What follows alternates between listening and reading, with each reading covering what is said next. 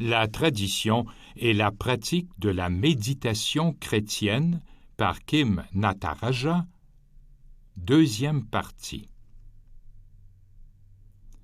Lawrence Freeman poursuit. Les grands théologiens et maîtres spirituels de l'époque moderne, Rahner, Balthazar, Lonergan, Merton, Maine, Griffiths, ont résolument choisi une approche mystique face à la crise du christianisme dans un monde laïque. Les papes successifs, pendant et depuis le Concile, ont placé la redécouverte de la dimension contemplative de la foi au cœur de leur programme pastoral. On en était venu à considérer la contemplation comme une vocation particulière dans l'Église, un appel spécial de Dieu destiné à une petite élite qui se vivait généralement dans un monastère, bien que des grands noms comme François d'Assise, Catherine de Sienne ou les béguines de l'Europe du Nord n'ont pas voulu vivre dans un monastère classique, mais ont vécu leur vision mystique près du peuple et en contact quotidien avec le monde. Nous sommes parvenus aujourd'hui à un point culminant où cette tradition contemplative de la foi chrétienne se restaure et où elle retrouve sa place dans la vocation chrétienne. L'appel universel à la sainteté, comme le Concile l'a défini, concerne tout autant l'état monastique, laïque et séculier. Pour nous, l'enseignement de la méditation chrétienne aux enfants est un beau développement logique de ce processus, ainsi qu'un signe d'espoir radical pour l'Église de demain. Je voudrais proposer une présentation de cette tradition et décrire une pratique particulière et simple de la prière contemplative, enracinée dans la tradition et qui l'incarne d'une façon qui prouve combien elle est universelle. Il n'est pas inconcevable que la méditation soit aussi ancienne que la mémoire de l'humanité. Les premières références à cette pratique viennent d'Inde, environ 2500 ans avant Jésus-Christ. Elle est au centre de l'enseignement du Bouddha.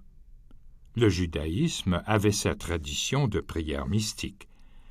Elle caractérise la révolution spirituelle de la période axiale, l'ère de Confucius, Lao, Tse, Bouddha, les prophètes hébreux. Jésus arrive à l'apogée de cette découverte dans l'évolution de la conscience humaine. Mais commençons là où débute la tradition chrétienne avec l'enseignement de Jésus. Ce qu'il dit de la prière révèle le style de maître qu'il est. Jésus était manifestement un maître de la contemplation.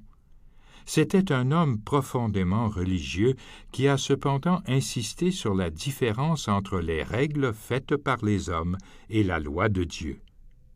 Il résumait la morale au commandement de l'amour et parlait de la prière en termes d'intériorité et de présence. Il plaçait cet enseignement contemplatif à côté de l'injonction à aimer ses ennemis. Ainsi se trouvent réunis dans son enseignement la morale et la spiritualité, la mystique et la politique. Toutes les cultures évoluées ont produit des formes de vie monastique. L'émergence du mouvement monastique chrétien est apparue précocement, mais il devint prépondérant au Proche-Orient, en Égypte et en Syrie, à partir du IVe siècle. Les sentences des pères du désert, condensées de sagesse spirituelle, représentent encore le fondement radical d'une spiritualité qui répond à l'immense appel contemporain, aux jeunes en particulier. Il rejette le cléricalisme et l'intellectualisme et nous montre une Église qui donne son juste sens à la laïcité et à la contemplation.